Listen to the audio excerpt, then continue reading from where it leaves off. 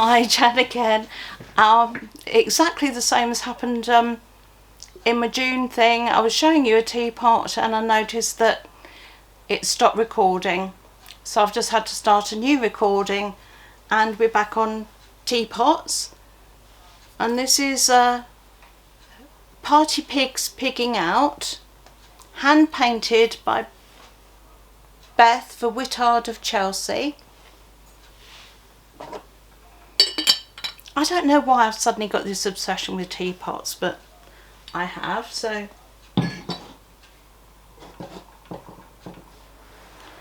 that one.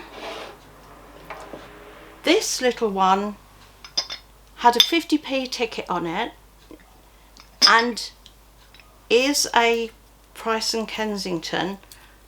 Like, if you've just been watching the part 1 of the video, I was just telling you that I've got a small one in the kitchen that I use in red,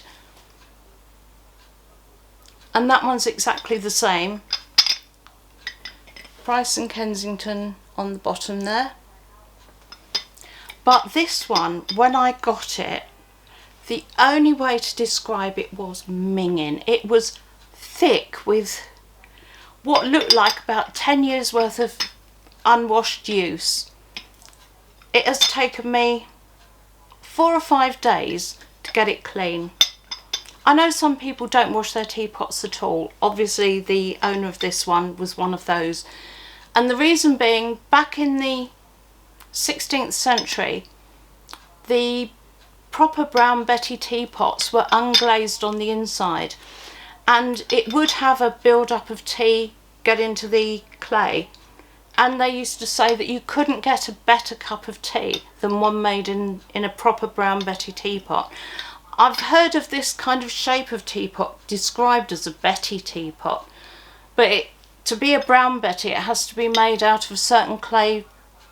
I think it's near Stoke, and you can tell that by the rim on the bottom. If that's kind of a reddish brown, then you know it is a Brown Betty. This one isn't. It's Price and Kensington. Was minging, cost me 50p, and now I'm actually debating if I should have, because I say they're used for the dogs, so they're kept in the kitchen, if I should have green tea and black tea. Maybe.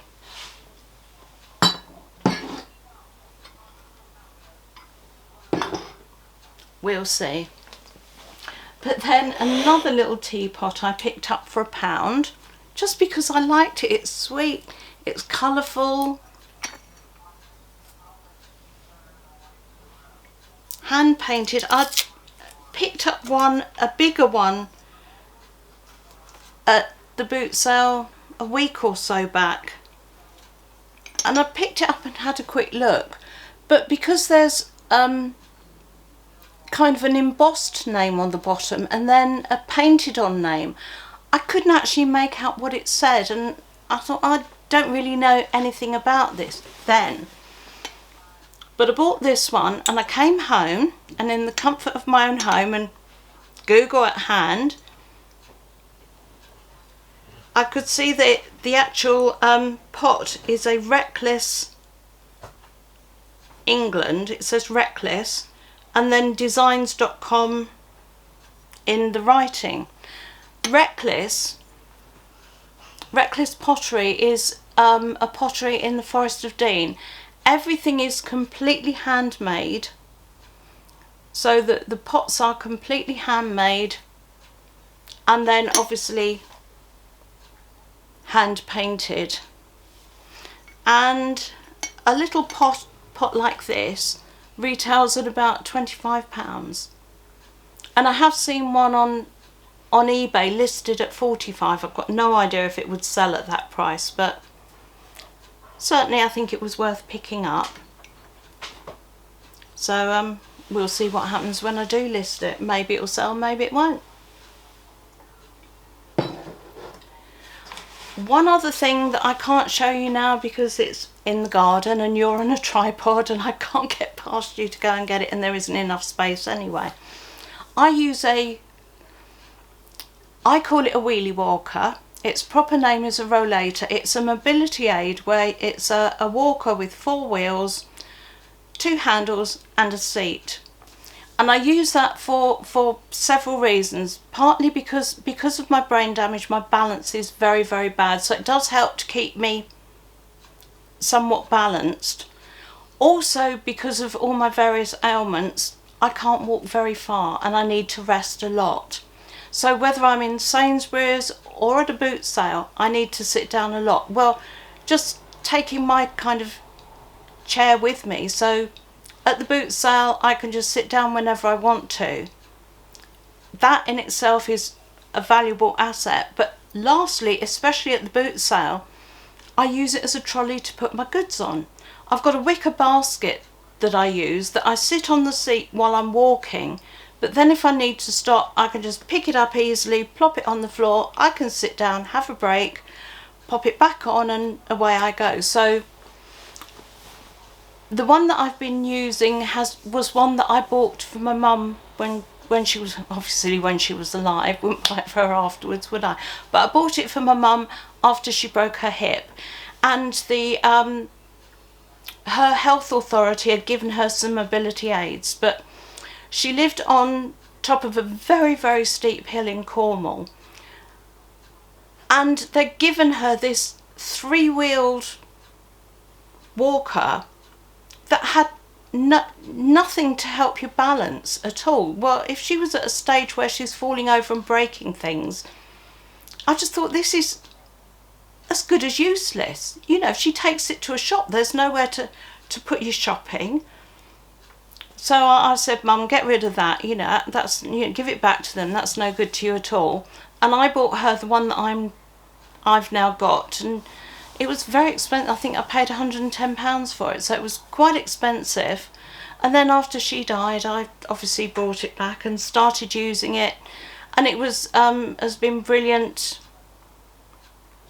Especially, as I say, going to boot sales, going to Sainsbury's and things. It does allow me to walk where other times I would have had to use a scooter because I just wasn't able to walk far enough. But using one of these walkers, I just think, well, I can sit down whenever I need to and use it like that. But anyway, the first one, because I hang things on the handles in bags as well, I managed to snap off the handle that does the brake, and you can't buy a replacement brake part. You have to buy the whole handle as a replacement, and they're £15, and I can't even find the company that I bought this particular walker from. I don't know if they're not operational anymore, but I can't seem to find them. But then last month, I think it was, might have been the one before, we found another walker at a boot sale that they were selling for £5. So, and I just said, because now we've got Neil's car as well, if I've got one in each car, then it doesn't actually matter which car we go anywhere in. I've always got one with me, rather than just sort of, this used to be a problem when we had my car and Neil's van, and I was using a scooter, because sometimes we'd get to somewhere and I'd say, where's my scooter, and it's at home in the other vehicle. So to have a walker in both vehicles means that I can operate normally. So got another walker for £5. Then Sunday, we're just coming up to the end of the boot fair, and Neil came back for me and he said, I found another walker for £5. Well, the one that I bought a couple of weeks ago was blue, and when we bought it I thought, oh, I wish they'd had one in the red, because I preferred the red. Well, got round to see this one, and it's in the red. It's a Days one, which I think they're about £85 brand new. Lady had gone into a nursing home, her daughters were selling it. It had been at the boot sale all morning. Nobody had bought it at the price they were first asking for it. I'm not sure what that was. But by the time we got there, everyone was starting to pack up, and they said, we don't want to take it home, you can have it for £5. And I didn't actually need a third one, but you never know, do you? You never know if you're going to need one for somebody else. So I thought, well, I'll get it, but it's now my favourite because it's prettier. But anyway, that's out in the garden, so I can't show you that. And then finally, one of the first things that I picked up, now you might recognise this from last month, because I bought another one exactly the same, well, not exactly the same, very, very, very, very similar last month. Last month's one I picked up for £10. This one I got for £5. Now this again was almost the end of the boot sale. And if you have a look on the bottom, I don't know if you can even see it, it doesn't have the brown Neo mark with a ship that you would normally get on, because Neo is part of the Lladró company. This one has Neo stamped into the plaster.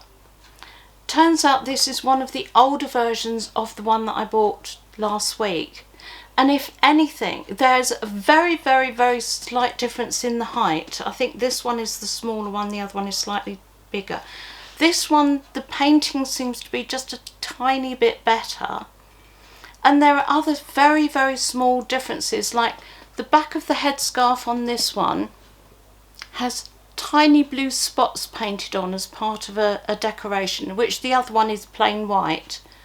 And it's just, this one is just very, very marginally better than the other one, but they're both Neo.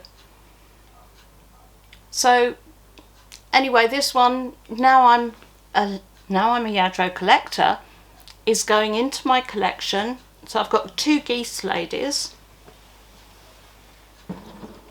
I've also got a large goose that I bought earlier in the year. And then the same boot sale, different stalls.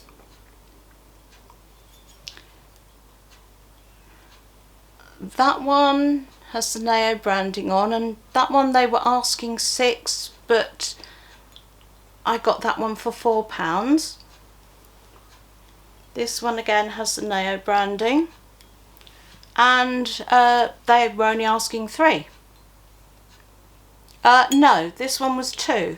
No, that's right, that one was 3. So I've got 3 different ones as part of the same grouping. That one, the one that's in the cabinet that I bought ages ago, I paid £2 for. Then I paid £3 and £4, so 4, 3 and 2.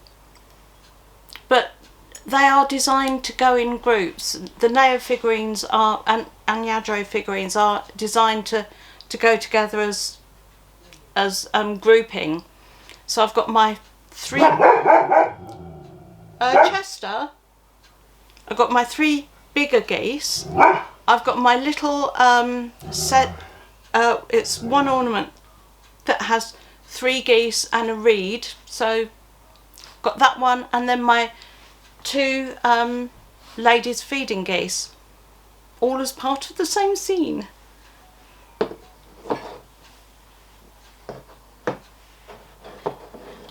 So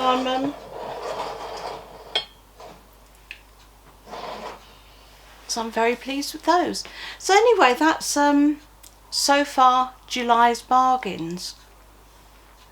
We got more boot sales at the weekend and more weekends to go, so there will be more, but I needed to get this separated into things that I was keeping that I would then put away, and the things that I'm going to be selling eventually have to be photographed, listed, and then they go into my storage and then hopefully sold. You know, I've not actually, because I've been so busy doing other things, I've not sold anything for a couple of weeks. And worryingly, one of the things that I did sell a couple of weeks ago was a little garlic pot, and the lady bought it. I posted it the very next day, went straight in the post on eBay's own shipping thing, which I didn't want to do. I don't like using their own one because you have to put it in the lockers, and the lockers are right the other side of town, so it doesn't make any sense to be driving all that way when we can go to the local shops if we use a different carrier. But as I was doing the postage, it kind of flicked into their own one almost automatically, and Neil said this has happened to him before as well, which is annoying. But anyway, I'd already paid for it, so I had to do it via their shipping program. Went and put it in the locker, and according to the track, that was on the 30th of last month, I think. No, it wasn't, it was the 20-something, because expected delivery was by the 30th. And according to their tracking, it's still stuck on dispatch. So I don't know where it is, what's happening. I'm going to have to chase it up. The customer who bought it hasn't got back to me at all. So I need to do that, because they may have completely forgotten about it, for all you know. Sometimes you buy things and then they don't arrive in time and you forget about them. So I mustn't wait until she actually says, where is it? I must chase it up myself and find out where it is and what's happened. And I had heard on eBay forums a little while ago that other people are having problems with that method of posting, and there were parcels going missing. So I really hope that that hasn't gone completely, because it was a nice little garlic pot, and it's not something that I can just go and find another one and say we'll have that one instead, which is a shame. But anyway, I hope you're enjoying the lovely July weather. It's gorgeously warm. In fact, it's almost a little bit too warm. I was intending to do this video much earlier in the day, but sitting there with a cup of tea, stroking Chester, and his fur was coming out in clumps, so I thought, no, they need a really good brushing, because, you know, it's so hot. All three of them are blowing their coats, so I need to get as much of their dead fur out as can do at the moment. And Chester was the worst one. So as I already had my camera out, I thought, well, I'll see if I can film it. I did film it. If it's turned out all right, have a look for it. It will be just before this film or just after this film, or around about on my channel somewhere. And I'm not a professional groomer. I'm a dog mum, and I just do what I can. And I can't do a full groom on each dog, because I've got some arthritis in my shoulder, and you keep going with a brush or a stripping comb and it starts getting painful. Usually we tend to do it when they're out on a walk, and then we don't have to deal with all the fur in the house, because I was absolutely coated. I didn't even know if I'd be able to sit here because I'm covered in black fur, but I managed to brush most of it off.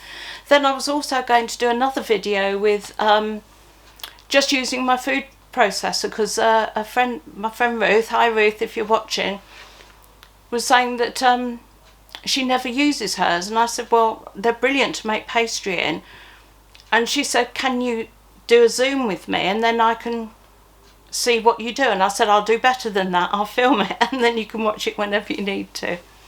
So that's something else that I was going to do. But also had an accident in the kitchen this morning. I'm absolute liability in the kitchen. I do burn myself and cut myself a lot, but some of it is just pure carelessness and some of it is not thinking properly. But I'd boiled up I had some new potatoes in the fridge, and I thought, well, I'll boil them up and make potato salad out of those. And when they were boiled, I tipped the water out, and there was something in the washing up bowl that I just tipped the water into, and without thinking I just stuck my hand in to get it, and it's kind of ringing, if you know what I mean by ringing. I mean, it's got this tingly feelings. I mean, it's not damaged really, it's not blistered, or it could have been a lot worse, but I know I've done it, if you know what I mean. But I often do things like grab hold of I've got cast iron skillets, and I might grab hold of the handle without thinking, because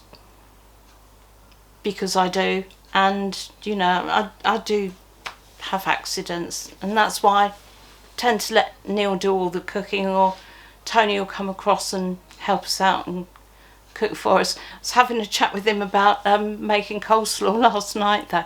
I mean, he spent 16 years as a professional chef, worked in fine dining restaurants, you know, AA 3-star Michelin type places. And I said, what would you put in your, if you're making coleslaw, what would you mix it with? And he said, well, mayonnaise, that's all you need.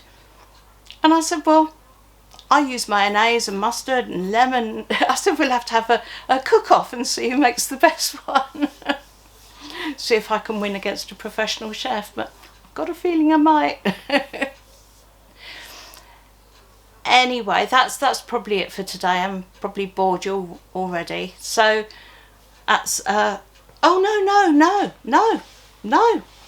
I was about to leave you without showing you the last three. got some paperweights.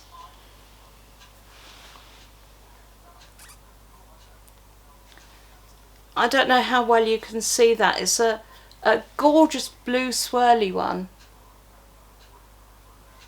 And it's, you won't be able to read it because I can't read it. It's got somebody's hand engraved a name and a number on the bottom.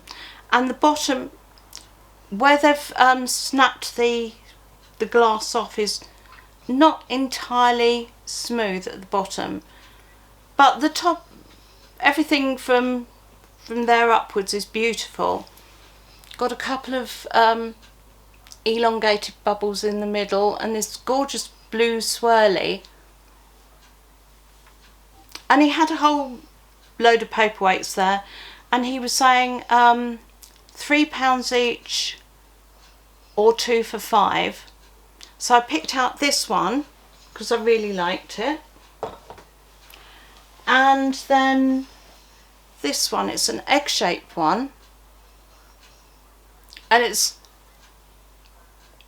got like little flowers in the middle and swirls.